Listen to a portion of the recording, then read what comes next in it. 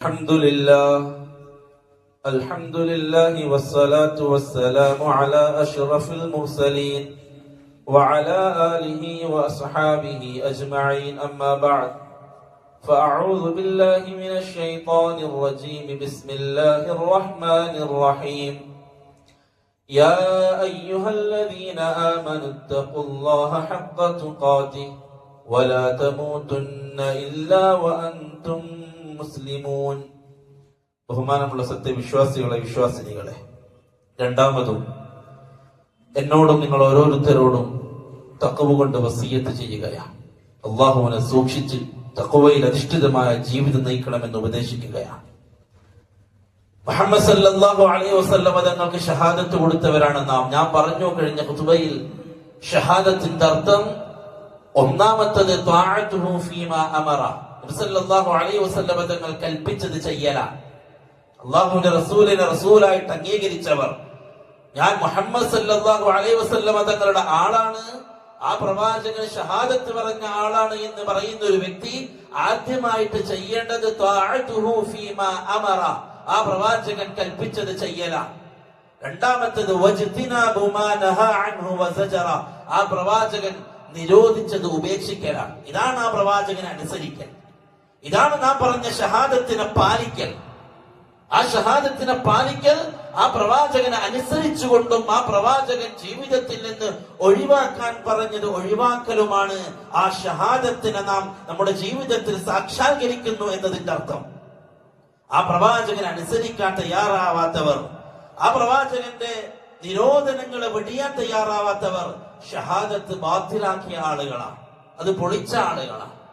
പ്രിയപ്പെട്ടവരെ, അഷ്ഹദു അന്ന മുഹമ്മദർ റസൂലുള്ളാഹ് എന്ന് പറഞ്ഞവർക്ക് പലിശ വാങ്ങാൻ കഴിയില്ല, പലിശ സ്വീകരിക്കാൻ അവർക്ക് കഴിയില്ല, പലിശ കൊണ്ട് കച്ചവടം തുടങ്ങാൻ അവർക്ക് കഴിയില്ല, പലിശ തിന്നാനോ പലിശയുമായി ബന്ധപ്പെട്ട ഇടപാട് നടത്താനോ അഷ്ഹദു അന്ന മുഹമ്മദർ റസൂലുള്ളാഹ് എന്ന് പ്രഖ്യാപിച്ച ഒരു മനുഷ്യനെ സംബന്ധിച്ചിടത്തോളം, ഒരു മുസ്ലിമിനെ സംബന്ധിച്ചിടത്തോളം ഒരിക്കലും സാധിക്കില്ല.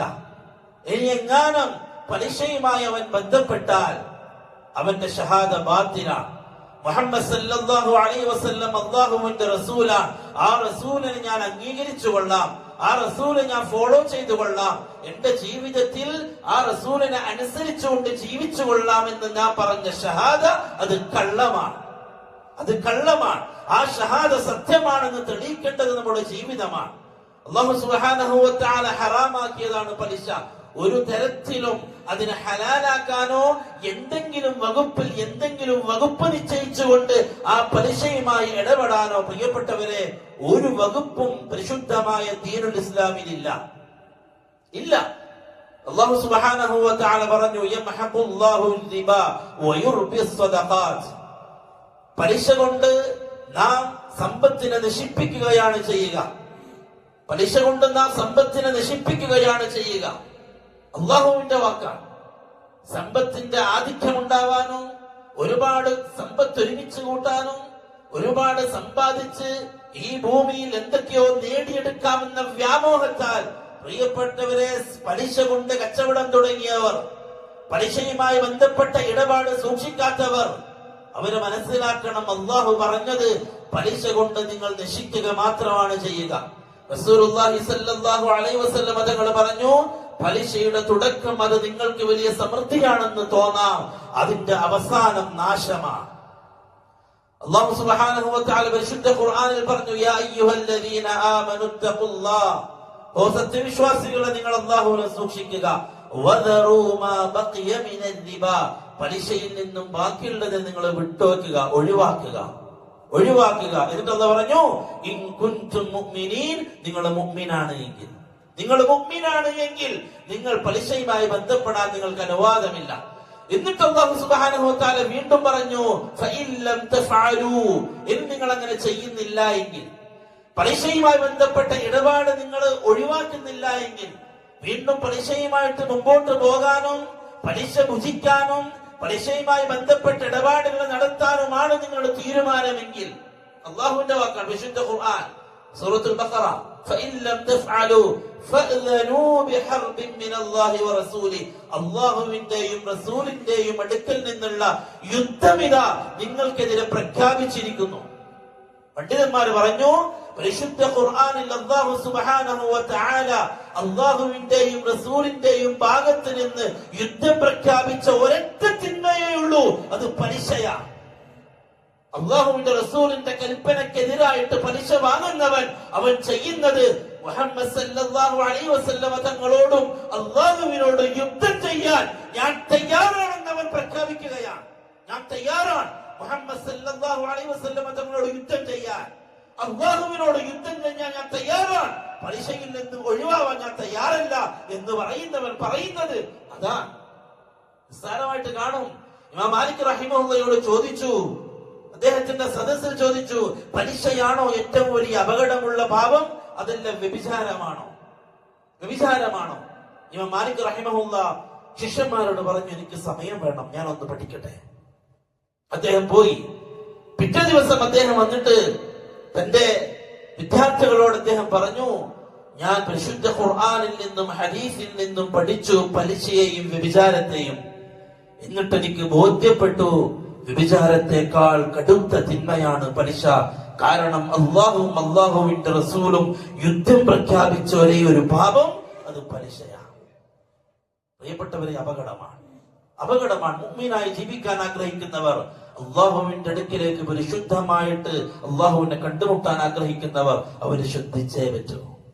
റിസ്ക് നൽകുന്നവൻ അല്ലാഹുവാൻ, സമ്പത്തിൽ അഭിവൃദ്ധി നൽകുന്നവൻ അല്ലാഹുവാൻ, നമുക്ക് സമ്പത്ത് ഖൈറാണോ എന്ന് അറിയുന്നവൻ അല്ലാഹുവാൻ. അല്ലാഹു സുബ്ഹാനഹു വ തആല ഹറാമാക്കിയ വഴിയിലൂടെ അതിനെ സമ്പാദിക്കാനും അതിനെ ഒരുമിച്ച് കൂട്ടാനും ശ്രമിക്കുന്നവർ അല്ലാഹുവിനോടും അല്ലാഹുവിന്റെ റസൂലിനോടും ചെയ്യുന്ന ധിക്കാരമാണ്. പച്ചയായിട്ട്, വ്യക്തമായിട്ട്, പരസ്യമായിട്ട് അല്ലാഹുവിന്റെ റസൂലിനെ ധിക്കരിക്കുന്നവരാണ് പലിശയുമായി ബന്ധപ്പെടുന്ന ആളുകൾ. അതിനെ എന്ത് ഓമനപ്പേരിട്ട് വിളിച്ചാലും ശരി, എന്ത് പേരിട്ട് വിളിച്ചാലും ശരി, പലിശയാണോ? പണ്ഡിതന്മാരോട് ചോദിച്ച് അത് പലിശയാണോ ഇല്ലേ എന്ന് ഉറപ്പ് വരുത്തിയിട്ട് മാത്രമേ അതിന്റെ മേൽ കൈവെക്കാൻ പറ്റൂ, അല്ലെങ്കിൽ കൈ പൊള്ളും. പ്രിയപ്പെട്ടവരെ, റസൂലുള്ളാഹി സ്വല്ലല്ലാഹു അലൈഹി വസല്ലമ തങ്ങൾ ഒരുപാട് ഹദീസിലൂടെ പലിശയുടെ ഗൗരവം നമ്മളെ ഉണർത്തി. റിസ്ക് അല്ലാഹു നമുക്ക് നൽകും. അല്ലാഹുവിന്റെ മുന്നിൽ തഖ്വ കൊണ്ട് ജീവിച്ചാൽ അല്ലാഹു പറഞ്ഞു, വമൻ യത്തഖില്ലാഹ യജ്അൽ ലഹു മഖ്റജ. ആർ അല്ലാഹുവിനെ സൂക്ഷിച്ച് ജീവിക്കുന്നുവോ അവനുള്ള വഴി അല്ലാഹു തുറന്നു കൊടുക്കും. വയർസുഖുഹു, അവന് ഞാൻ റിസ്ക് നൽകും. അവൻ ഒരിക്കലും ചിന്തിക്കാത്ത വഴിയിലൂടെ അവന് ഞാൻ റിസ്ക് നൽകുമെന്ന് അല്ലാഹു ഏറ്റതാണ്. അതുകൊണ്ട് സമ്പത്തിന്റെ പരിശുദ്ധത അത് റസൂലുള്ളാഹി സ്വല്ലല്ലാഹു അലൈഹി വസല്ലമ തങ്ങളുടെ ഷഹാദത്തിനെ സത്യപ്പെടുത്തലാണ്. അല്ലാഹു സുബ്ഹാനഹു വ തആല കാര്യങ്ങൾ മനസ്സിലാക്കാനുള്ള തൗഫീഖ് നസീബാക്കട്ടെ. അമൽ ചെയ്യാനുള്ള തൗഫീഖ് അല്ലാഹു നൽകട്ടെ. ഈമാനോടുകൂടി ജീവിക്കാനും ഈമാനോടുകൂടി ഈ ലോകത്തിൽ നിന്ന് വിട പറയാനും അല്ലാഹു തൗഫീഖ് നൽകട്ടെ. ഒരുപാട് രോഗികൾ, അല്ലാഹു അവരുടെ രോഗങ്ങൾ പരിപൂർണമായ ശിഫ നൽകട്ടെ. കടം കൊണ്ട് ബുദ്ധിമുട്ടുന്ന ആളുകൾ അല്ലാഹു സുബ്ഹാനഹു വ തആല അവരുടെ കടങ്ങൾ പൂർണ്ണമായിട്ടും അവന്റെ ഖുദ്റത്ത് കൊണ്ട് വീട്ടി കൊടുക്കട്ടെ. اللهم اغفر للمؤمنين والمؤمنات والمسلمين والمسلمات الأحياء منهم والأموات إنك مجيب الدعوات ويا قاضي الحاجات. اللهم أجرنا من النار، اللهم أجرنا من النار، اللهم أجرنا من النار. ربنا آتنا في الدنيا حسنة وفي الآخرة حسنة وقنا عذاب النار. ربنا تقبل منا إنك أنت السميع العليم وتب علينا إنك أنت التواب الرحيم. آمين برحمتك يا أرحم الراحمين.